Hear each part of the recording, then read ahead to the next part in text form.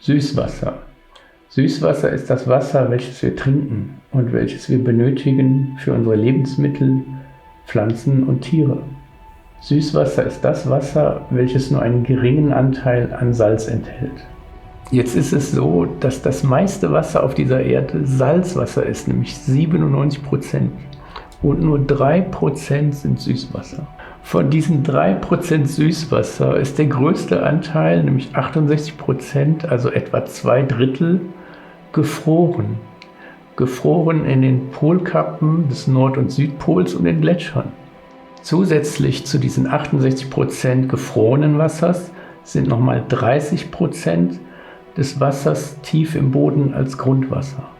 Also von diesen 3% Süßwasser auf der Erde sind nur ungefähr 0,3% sogenanntes Oberflächenwasser, also Wasser, an welches wir ohne weiteres herankommen, nämlich Wasser in Seen, Flüssen oder Bächen.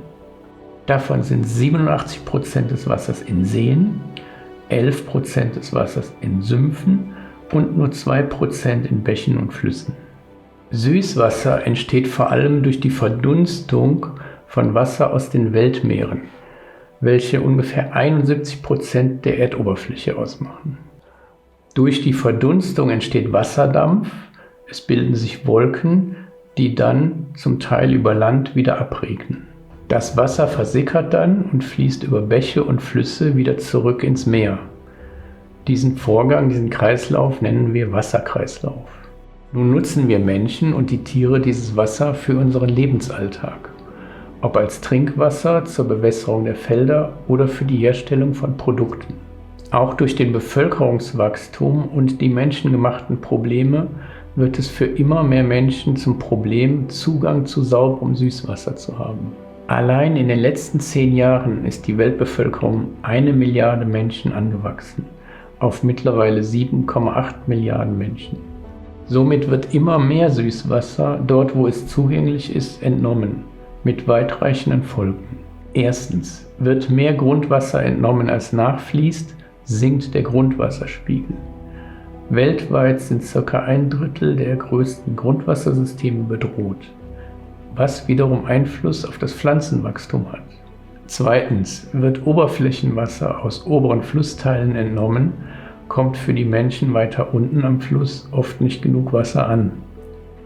Dies führt vor allem dann zu Konflikten, wenn lange Flüsse durch mehrere Länder fließen. Der weltweite Wasserverbrauch steigt aus oben genannten Gründen jedes Jahr um ca. 1% an. Mittlerweile leben ca. 3 Milliarden Menschen in Ländern mit Wassermangel. Nach Informationen der Vereinten Nationen erleben etwa die Hälfte der Weltbevölkerung schon heute eine schwere Wasserknappheit mindestens einen Monat im Jahr. Somit wird es immer wichtiger, für eine gute Wasserversorgung sinnvolle Lösungen zu finden.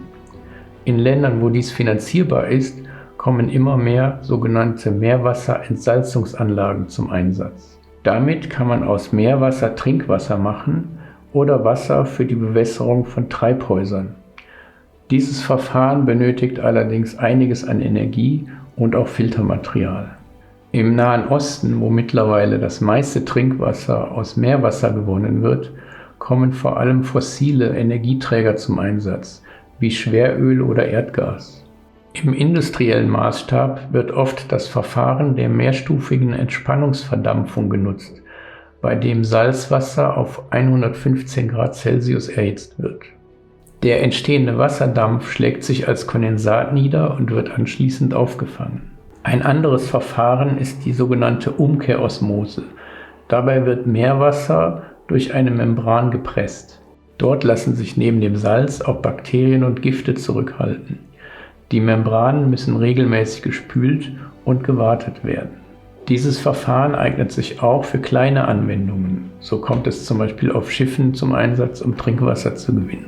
Süßwasser ist also eine Ressource, die eine immer größere Rolle spielt und somit eine Aufgabe für uns alle ist. Zusammenfassend können wir also festhalten, dass Süßwasser das Wasser ist, welches wir zum Trinken und Überleben benötigen.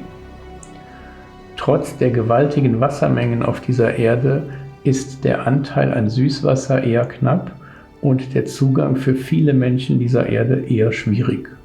Zwar gibt es bereits Möglichkeiten, aus Meerwasser Trinkwasser zu gewinnen, jedoch ist dieses Verfahren eher teuer und energieaufwendig.